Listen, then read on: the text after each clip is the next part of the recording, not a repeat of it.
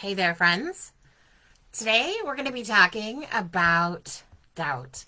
I was just listening to a podcast. I was reading something the other day, and there seems to be this idea that deconstruction is just doubt, and doubt is just deconstruction. So let's talk about it. I want to hear what you think, but I also want to share a little bit of my experience as a faith deconstruction coach. So, for those of you who don't know me, welcome, Angela Harrington.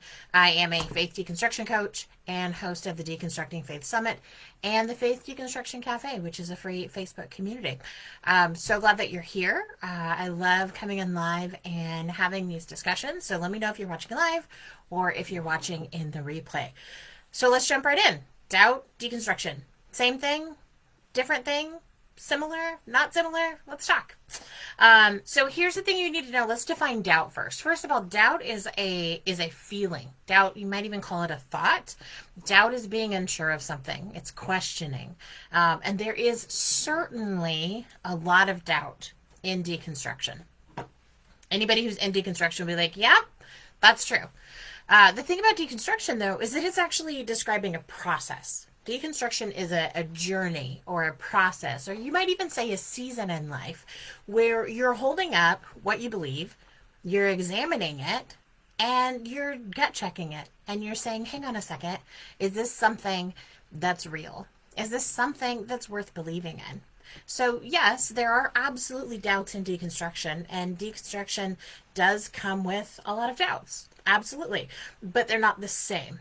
Okay, so for those who are saying that deconstruction is just having doubts, a normal, healthy season of doubt, maybe with an asterisk, I would say yes. Deconstruction is an absolutely healthy thing that you can go through, especially if you're coming out of a fundamentalist or a conservative evangelical background and you're just seeing this lack of alignment between what you believe and what you believe is true about God and how the church is acting in the day to day, or even how you were taught to act in the day to day.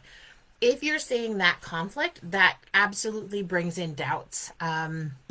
Sometimes when we're deconstructing, we go all the way to the bottom and we say, does God even exist? Is Christianity a good thing? Is what I believe something that I want to pass on to my children or to people around me? Those are all very healthy parts of deconstruction. What I want to caution you against, though, is buying into this idea that deconstruction is only doubt. It's only coming up against your doubts and saying, yes, that's true, or no, that's not true, and walking away. Deconstructing is a lot more in depth than that, because when we deconstruct, it actually requires us to hold all of these beliefs and say, what's real and what isn't? Why do I believe that? Do I want to continue believing that? Does that benefit me? Does that harm me? Does that benefit others? Or does it harm others? And that's where deconstruction is a much longer process than just having a doubt or confronting a doubt. I think a lot of times people are trying to take, especially people who are critical of the deconstruction movement, are trying to take deconstruction and say it's not a real thing, it's just a cop out, or it's just a distraction, or it's just a trendy thing that people want to be part of. And yet, if you're on the inside of a deconstruction, if you personally are in the midst of deconstructing your faith, you might look around and be like, why would I ever choose this? Why is this something that I want? Because deconstruction is really getting in and wrestling with every single belief that you have. And you may start out by wrestling with one particular belief. For example, racism. That's something that's moved a lot of people to deconstruction. But that doesn't mean that our doubts about whether or not the church has racist roots is the only thing in deconstruction. Because when you start to question a big, complex topic like racism, what you realize is that it also spills into gender bias. It also spills into classism and xenophobia. And there's all of these different areas that it kind of flows into.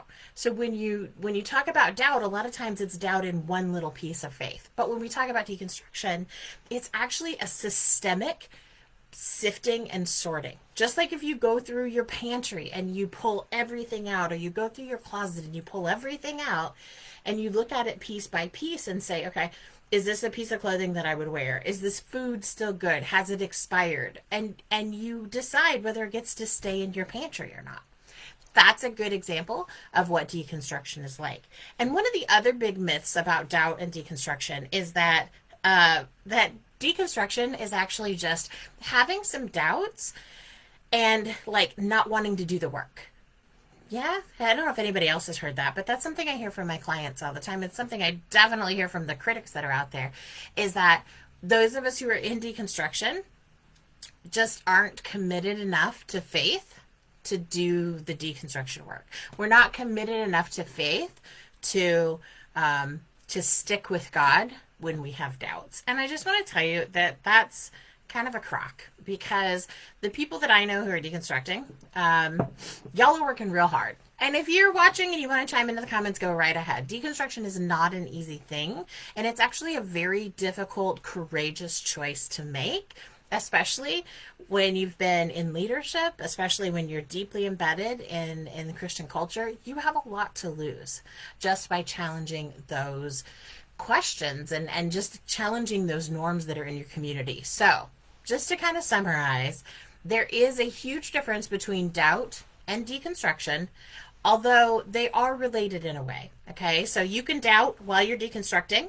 Deconstruction might actually lead you to doubt, but they're not necessarily paired up in a way that one always causes the other, because you can absolutely have doubts about your faith and not even get close to deconstruction. I don't know that you can deconstruct without having doubts, but I'm not a big fan of absolutism, so maybe you can. But the people that I work with typically have lots of doubts in their deconstruction. So that's kind of the summary for me, the difference between the two. And then the second thing, just to summarize, is for those who are criticizing deconstruction and saying that it's a cowardly response or a weak response or immature response to doubt, leave that at the door, right? So if you're questioning deconstruction, shut that out, okay? Because that's not actually experience that's coming from inside the deconstruction community. That's not the experience of people who are actually deconstructing and have an up close view of what that is like and what that process is like, because it takes a lot of courage to keep asking. And what we would do if we were fearful or if we were immature is we would stop asking because we wouldn't want to ruffle any feathers. And a lot of times that's what we're taught to do in an unhealthy church system, is to not ask questions. So if you're considering deconstruction, I hope this helps. If you're in the midst of it and feeling like all of these criticisms coming at you, I hope it encourages you to know that you're doing okay. Like, yes, you have doubts, but that doesn't mean that it's a cowardly or a weak way to respond to the normal pressures of life. You're actually doing some really sacred work in digging in and figuring out what's worth believing in and what isn't. So let me know what your thoughts are on that, and give me a shout. You can follow me here on Facebook or YouTube, Instagram. I'm all over the place. I would love to hear your input on what deconstruction has been like for you and what you think the differences and the similarities are between doubts and deconstruction. So until next time, thanks so much for tuning in.